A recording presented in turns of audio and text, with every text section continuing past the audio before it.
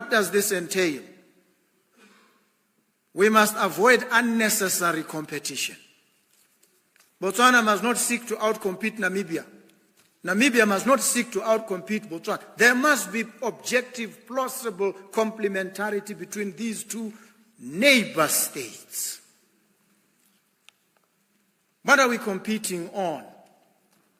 Namibia is a beef-producing country. Botswana is a beef-producing country. There's no need for any competition between these two countries. Namibia has a population of about 3 million, Botswana 2.5. What are we competing on?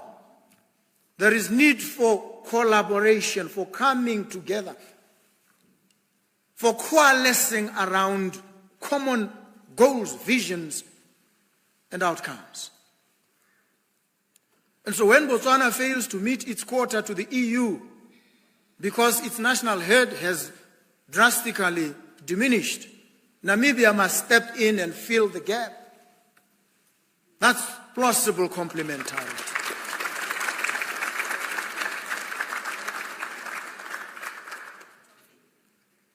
When Namibia cries out to Botswana and says, your policies in relation to cement have adversely affected my people, Botswana must pause, reflect its empathy, and say, how do I accommodate the interests of Namibia in order for Namibia to also accommodate my own interest?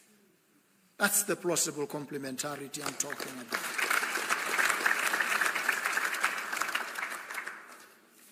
The fourth element, cause and effect. These actions that we undertake, what determinate outcomes do they bring?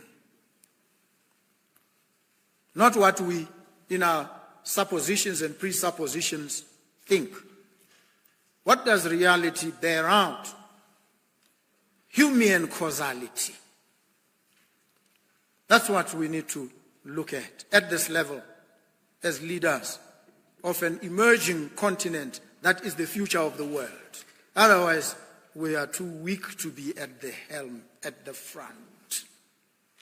We've got to justify our being as that emerging continent, the leaders of the now frontier. So we must know the best that is known and think the best that is thought in the world.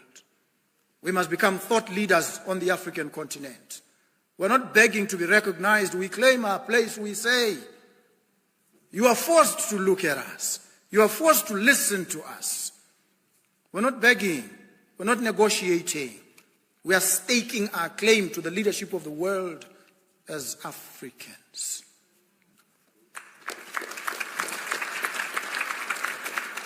And the last issue for me is time. We're not going to be talking for an inordinate amount of time. All these decisions, these discussions must be operationalized. They must be time-bound. We must put down timelines, strict timelines, and stick to those timelines. Because we have a revolution to effect on the African continent, in our countries. And a revolution is not endless. It's not amorphous. It's not shapeless. And a revolution is sometimes convulsive. It causes ruptures, it causes uncertainty, it causes discomfort. It's a revolution, that's what it is. And it is not indeterminate. It has to achieve outcomes within a period of time. And so,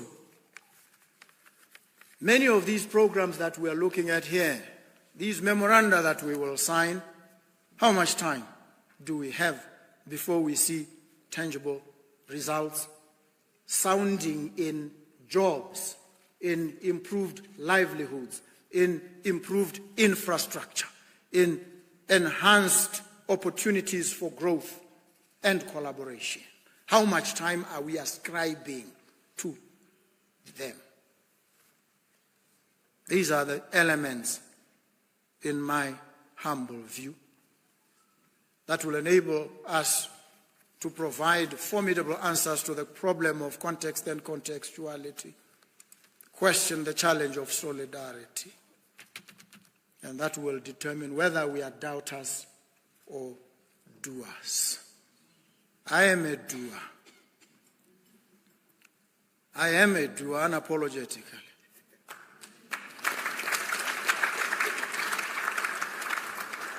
And I must be honest, sometimes you people frustrate me.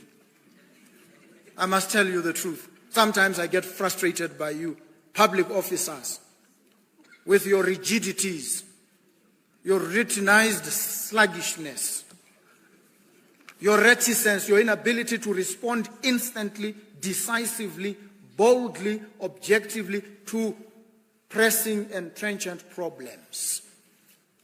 Because you recoil and you fall back on what has happened before, regardless of the fact that it has not worked. So sometimes I get frustrated by yourselves. You are too formal. That's why you refer to yourselves as excellencies and all these other titles. I'm just a boy.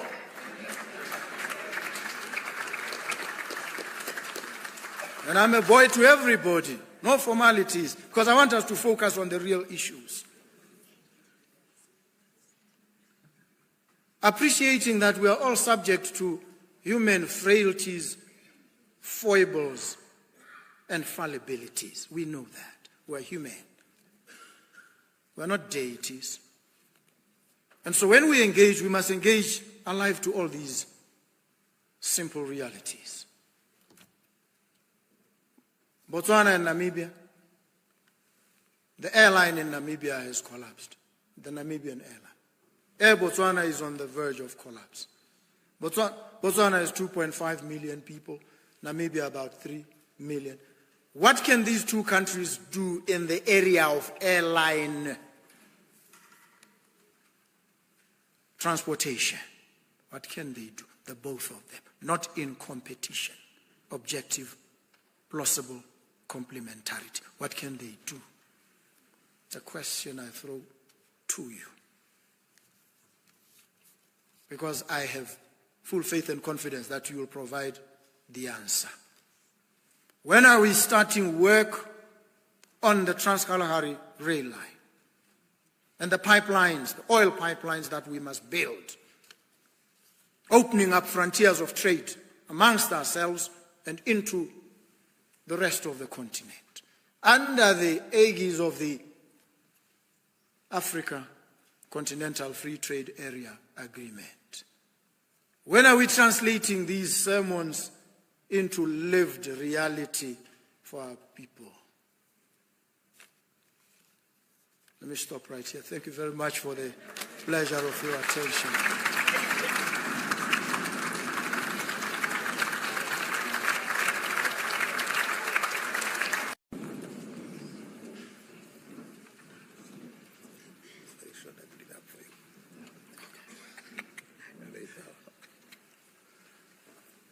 Once again, please resume your seats, and my apologies.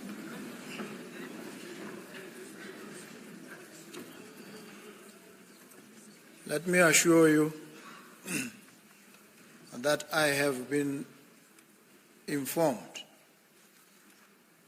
that the President of the Republic of Namibia has kindly invited us to lunch as soon as we are done here, so I will not stand too long between you and your lunch. It remains for me then to once again thank the President, the entire team and leadership of the Republic of Namibia for the hospitality that they have accorded us, the open and frank engagements we've had. We will carry very fond memories of this bi-national commission meeting. When I spoke to you earlier, I indicated that we are prosecuting a revolution. And a revolution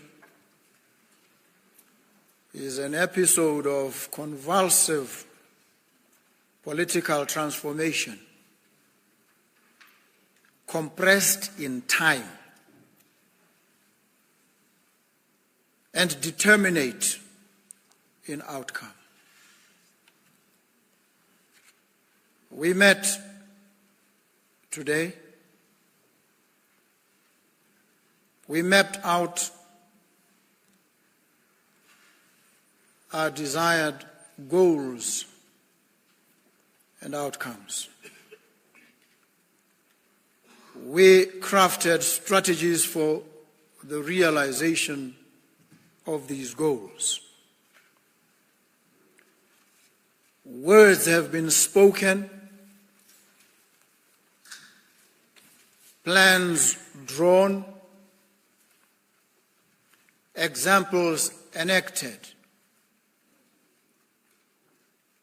The time now is for the translation of those words into action.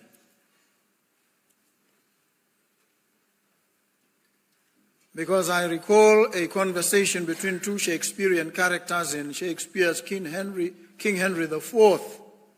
The one says to the other, you know, I can do things. I can call spirits from the vast deep. The other one says, yes, so can I, and so can anybody else. But will they come when you do call for them? That's the brutally devastating question that faces us today. We've spoken, we've drawn plans, we've laid out outlines towards certain goals, summoning outcomes, calling from the vast deep. Critical question, will they come when we do call for them? That is the question we all must answer in the unfolding future. And now we begin the march, forward strides. Our gaze fixed firmly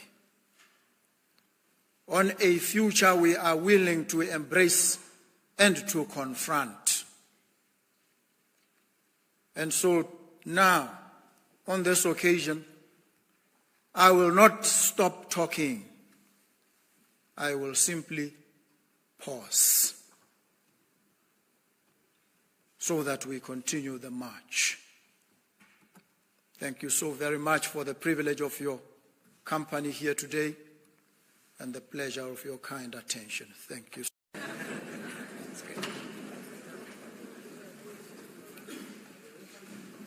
Let me start by gratefully acknowledging our host, the President of the Republic of Namibia, President Netumbo Nandi Ndaitwah, who spoke to us this morning, not only to welcome and embrace all of us. She spoke to us, ministered to our hearts and our souls like the true mother of Namibia and Africa that she is.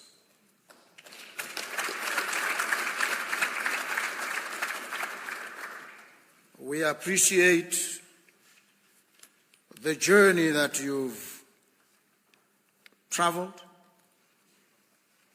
in the quest to liberate your country. You have lived the story of this country. You've been in the front lines of its struggle. You've interpreted its experiences and its history. And through that lens of pain, trauma, and anguish, you seek to script a totally new, fresh, and spectacularly different narrative for the Republic of Namibia. We acknowledge you, woman.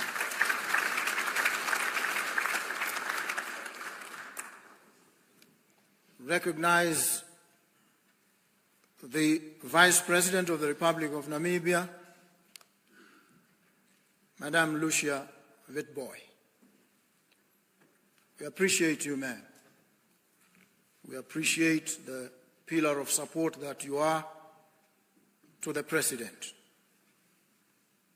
We thank you for the work that you do.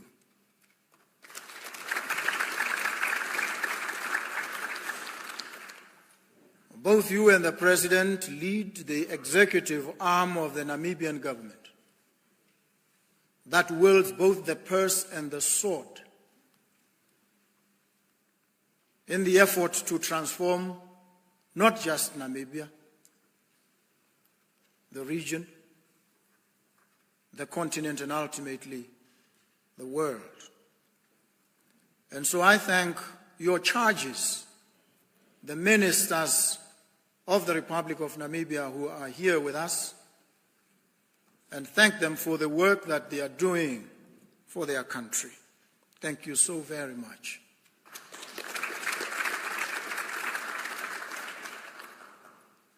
I lead here a team as well, representing the Republic of Botswana. I'm its arrowhead, its trumpet voice, but I have a team around me. Several ministers are here. You've seen them, you've met them, you've engaged with them. They are also supported by public servants who are here with them and who understand the enormity of the task and the challenges with which we are confronted. I thank them too.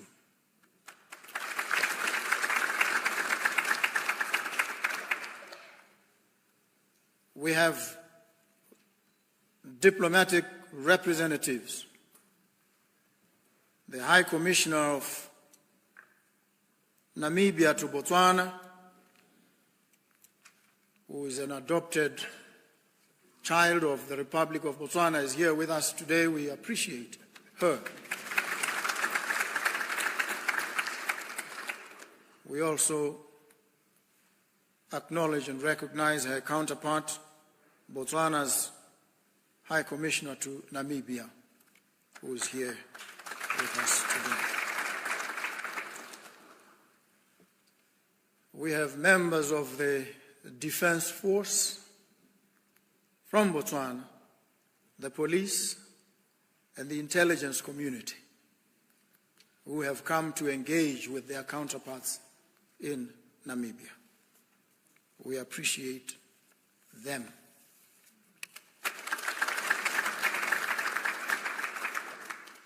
So thank you very much for being here today for this meeting, for the work that you have done in the lead up to this moment. The President of the Republic of Namibia has spoken so beautifully, so gracefully and eloquently, like a mother. I will not even remotely attempt to repeat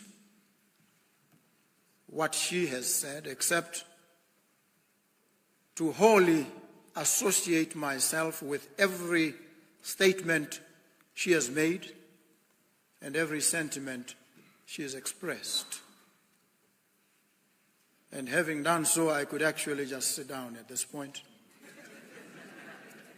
because all that I could say has been said. But I would like to reflect with you briefly if only to give some inspiration, if nothing else.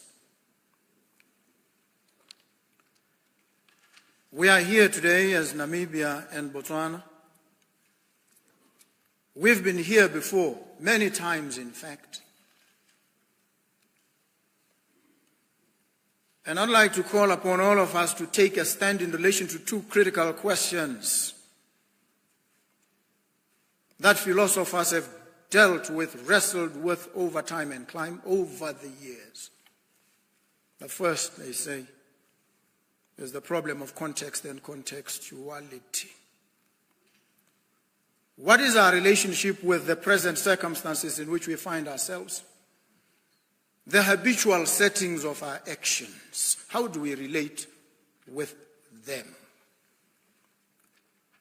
We may relate with them from a position of obeisance, of worship, of idolatry, where we fetishize and worship the institutions, the practices, and the habits that we've inherited. And we operate in a business as usual manner. Or we can engage with these circumstances and seek to transform them. And when we seek to transform them, we must then engage in context-smashing approaches and possibilities. Do we embrace, maintain, or do we smash the context, transform, reform, shape it anew? That's the first question, the question of context and contextuality. There's a second question. Philosophers call it the solidaristic question of solidarity. How do we relate with each other? And when we consider this, we must appreciate a reality. We can't escape it. We can't run away from it. We need each other. We need each other desperately. We must acknowledge this. Botswana needs Namibia desperately. Namibia needs Botswana desperately. Fact. It's axiomatic. It goes without saying. But there's another corollary reality, and it is this. Despite the fact that we need each other so desperately, we also pose immense dangers to each other. And so in terms of this contradiction, we are pretty much like the proverbial unhappy couple. We can't live together, yet we can't live apart. We must make it work, whether we like it or we don't.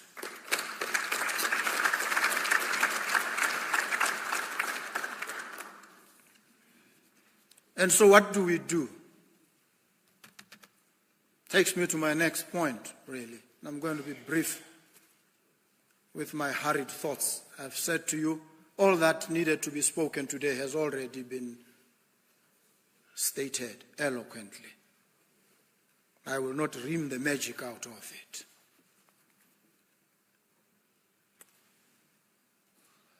There are two broad types of people. Bruce Lee tells us in a book, or two books actually, that I stumbled upon. One is called The Tao of Bruce Lee.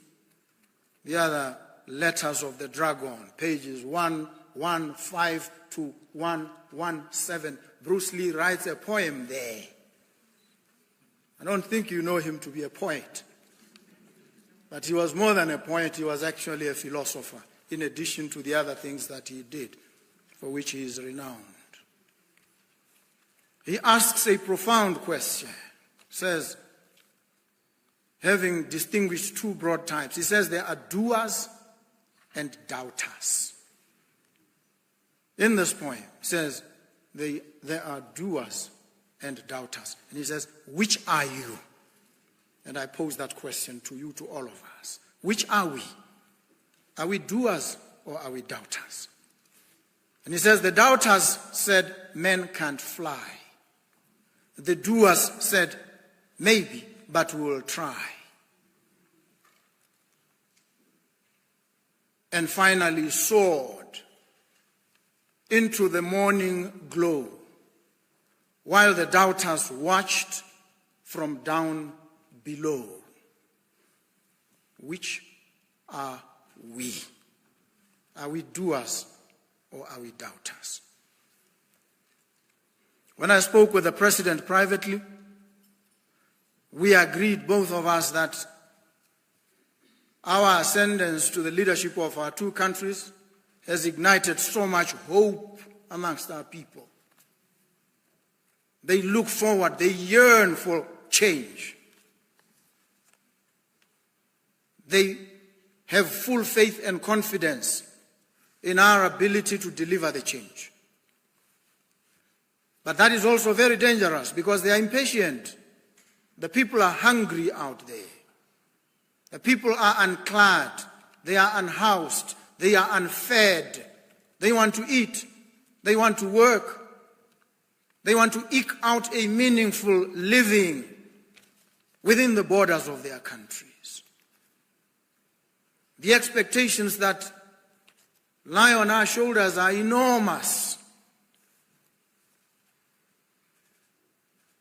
And if we sit twiddling our thumbs, consuming ourselves in doubt and misapprehension, we will disappoint those multitudes that have invested so much hope in all of us.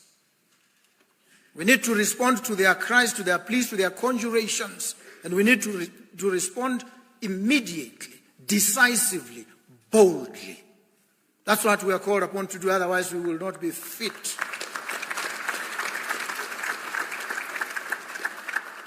So we are challenged every day, every step of advance, to prove our worth and mettle. Are we worthy of the responsibility that has been bestowed on each and every one of us?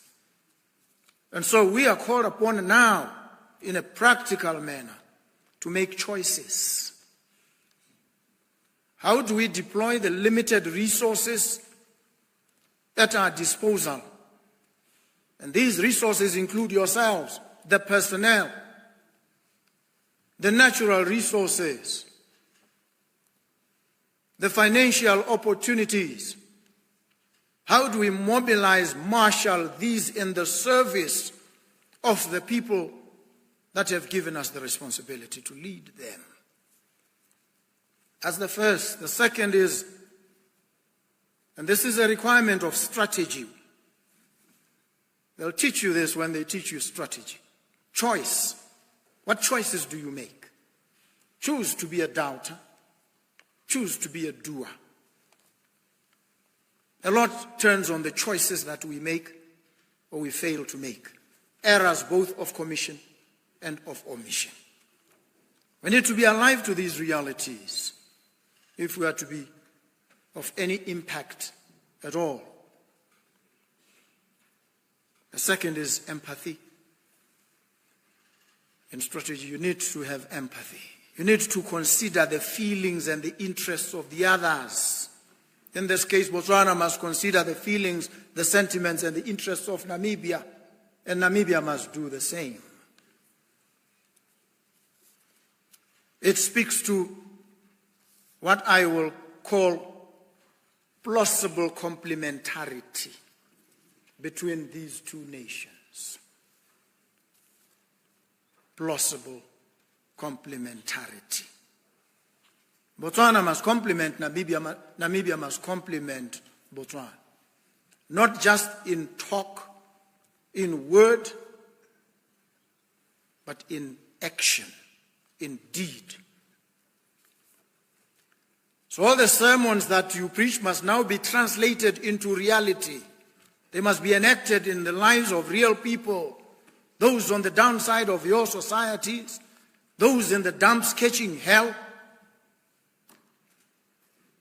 Your choices, your actions must translate into something meaningful for them to transform their lives. empathy. The third is alliance, solidarity.